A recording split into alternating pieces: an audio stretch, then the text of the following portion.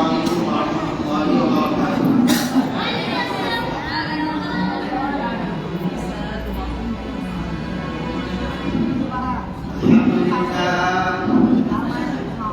الحمد لله نحمده ونستعينه ونستغفره ونؤمن به ونتوكل عليه ونعوذ بالله من شرور أنفسنا ومن سيئات أعمالنا من يهده الله فلا مضل له ومن يضلله فلا هادي له ونشهد أن لا إله إلا الله وحده لا شريك له ونشهد أن سيدنا ومولانا محمدا عبده ورسوله فقد قال الله تعالى في كلامه المجيد والفرقانه الحميد أعوذ بالله من الشيطان الرجيم وما أرسلناك إلا رحمة للعالمين وقال النبي صلى الله عليه وسلم أنا خاتم النبيين من لا نبي بعدي صلى الله عليه وسلم সমস্ত প্রশংসা গুণগান ও কীর্তন আরাধনা শ্রী মুহাম্মদ আলামিনের জন্য যে আল্লাহ রাব্বুল আলামিন আজকে আমাদেরকে সাপ্তাহিক আন্দোলনে বিভিন্ন কাজ ও কর্মতা থেকে ব্যস্ত থেকে ফারিক করে আল্লাহ রাব্বুল আলামিন আমাদেরকে সর্বপ্রথম যে রকম নামাজ পড়ার পূর্বে আমাদেরকে গুরুত্বপূর্ণ আঞ্জুমান মজলিসে বসার তৌফিক দান করেছেন। সকলের নাম জন্য আমরা শুকর আদায় করি আলহামদুলিল্লাহ। তারপরে জানান যে নবীকে সৃষ্টি না করা হলে জমিন আসমান পুরো কায়নাত কিছু সৃষ্টি হবে না। যে নবীর জন্য আমরা দিন পেয়েছি ইসলাম ধর্ম এবং কালামা পেয়েছি যে নবীর জন্য সে নবীর পরে আমরা দরুদ ও সালাম বর্ষিত করব সকলে বলি সাল্লাল্লাহু আলাইহি ওয়াসাল্লাম। আঞ্জুমান আমরা এখানে আমাদের চুপ থাকতে হবে ভাই, নাহলে ডিস্টার্ব হচ্ছে। কারণ যে বলছে তার অসুবিধা আছে, যে শুনছে তার অসুবিধা আছে। তো আমি আপনাদের সামনে একটা আয়াত পাঠ করেছি বা হাদিস সূরা আম্বিয়ার শেষের একটা আয়াত, যা আল্লাহ তাআলা বলেছেন ওমা আরসালনাকা ইল্লা রাহমাতাল লিল আলামিন, যে আমি আল্লাহ পাক বিশ্ব নবী সাল্লাল্লাহু আলাইহি সাল্লামকে এই পৃথিবীতে আমি আল্লাহ রহমত হিসেবে আমি আল্লাহ পাঠিয়েছি। সুবহানাল্লাহ। বিশ্ব নবী সাল্লাল্লাহু আলাইহি সাল্লামের আগে এই পৃথিবীতে আল্লাহ পাক সৃষ্টি করেছিলেন। দয়ার নবী সাল্লাল্লাহু আলাইহি সাল্লামের নূর সৃষ্টি করার আগে 50,000 বছর আগে আল্লাহ রাব্বুল আলামিন সৃষ্টি করেছিলেন।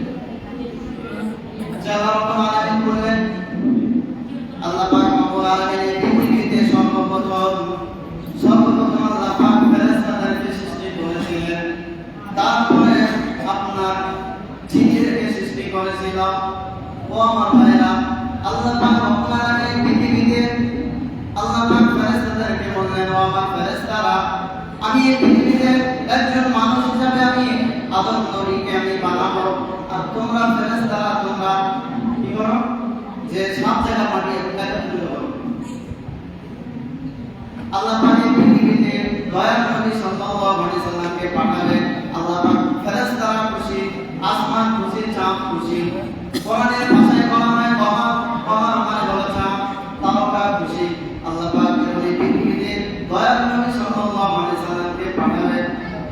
তার পূর্বে হযরত আদম নবী আলাইহিস সালামকে বলল যে আমি আদমকে সৃষ্টি করব ফেরেশতাদের। যে ফেরেশতাদেরকে বলল যে মাশওয়ারা নিল, এ আমার ফেরেশতারা তোমরা বলো আমি ফেরেশতাদেরকে সৃষ্টি করেছি, জিনদেরকে সৃষ্টি করেছি এবং আমি আল্লাহ পৃথিবীতে মানুষ হিসেবে একজন আমি আল্লাহ পাঠাবো আদম নবী আলাইহিস সালামকে। তোমাদের কি কোনো মতামত আছে নাকি বলো? যে আল্লাহর ফেরেশতারা বলেছিল যে ও আল্লাহ, আপনি পৃথিবীতে জিনদেরকে সৃষ্টি করেছিলেন, তারা মারপিট করেছিল, তারা ঝগড়া করেছিল, তারা খুনাখুনি করেছিল। আপনি মানুষ হিসাবে আদম নবীকে বানাবেন, তারা মারপিট করবে, ঝগড়া করবে। সেই দিন আল্লাহ পাক বলেছিলেন, ক্বালা ইন্নী আ'লামু মা লা তা'লামুন, এ আমার ফেরেশতারা, আমি যা জানি তা তোমরা জানো না। বলো, আমি যা জানি তা তোমরা জানো না। যা তোমরা আমাকে তা বলে আদম নবী আলাইহিস সালামকে সাত জায়গায় মাটি একত্রিত করা হলো। আল্লাহ পাক এই পৃথিবীতে অনেক ফেরেশতা পাঠিয়েছে, কিন্তু চারজন ফেরেশতাকে চারটা কাজে নিযুক্ত করে দিয়েছে। এক নম্বর ফেরেশতার নাম আমরা সকলেই জানি। আল্লাহ পাকের কথা, এই পৃথিবীতে যত নবী আসবে, যত মানুষ আসবে, আল্লাহর হুকুম, আল্লাহর বার্তা ওই ফেরেশতা সমস্ত নবীর কাছে পৌঁছে দিবে। সেই ফেরেশতার নাম হলো জিবরাইল আলাইহিস সালাতু ওয়াস সালাম। কি নাম বললাম? যত নবী আসবে মানুষ আল্লাহর হুকুম পাইয়া সমস্ত নবীর কাছে পৌঁছে দিবে। দ্বিতীয় নম্বরে আল্লাহ পাক আরেকজন ফেরেশতাকে সৃষ্টি করলেন।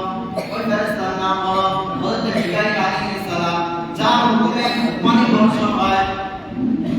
দেখবেন বিভিন্ন জায়গায় পানি হয়, যদি মনে করেন কুসুমের পানি হচ্ছে, তো বর্তমানে দেখেন পানি হচ্ছে। আল্লাহ পাক ওই ফেরেশতাকে নিযুক্ত করেছিল। আর একটা ফেরেশতা আল্লাহ পাক নিযুক্ত করেছেন কিয়ামতের ময়দানে আমাদেরকে, যদি সিংহাসনে দাঁড়িয়ে আছে বাঁশি দিয়ে যখনই ফুঁক দিয়ে দেবে, আল্লাহ পাক এই পৃথিবীকে, পুরো পৃথিবী ধ্বংস করে দেবে, নষ্ট হয়ে পৃথিবী ধ্বংস হয়ে যাবে।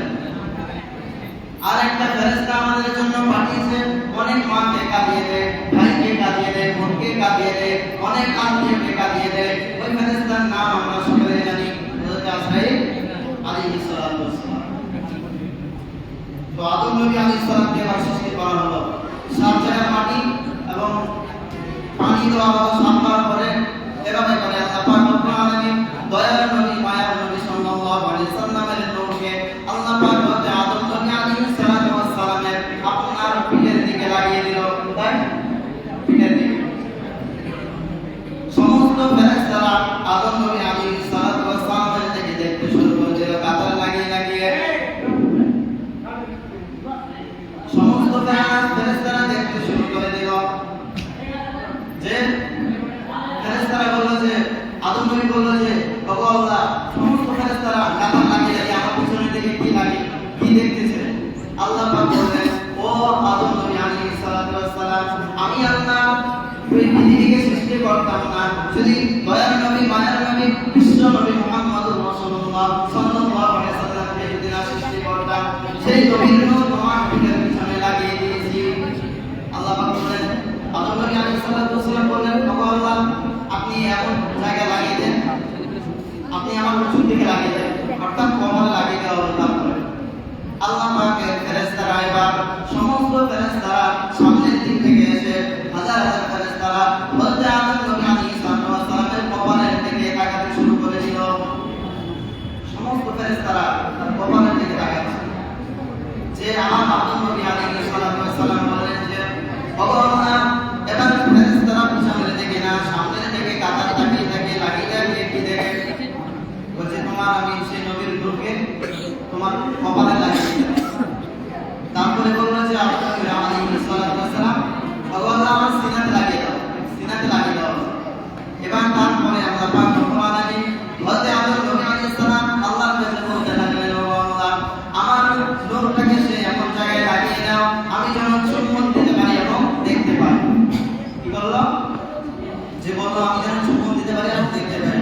আল্লাহ পাক আদম নবী আলাইহিস সালামের হাতের এই জায়গাটা লাগিয়ে দিল। সেই সময় আমরা নামাজের মধ্যে হাত আত্মাহিত পড়ার সময় হাত কই নামাই না, আশহাদু আল্লা ইলাহা ইল্লাল্লাহ বলে, আশহাদু আন্না মুহাম্মাদান আবদুহু ওয়া রাসূলুহু, এই নবীর সামনে লাগিয়ে দেওয়া হয়েছে। তো এবার আদম নবী আলাইহিস সালাম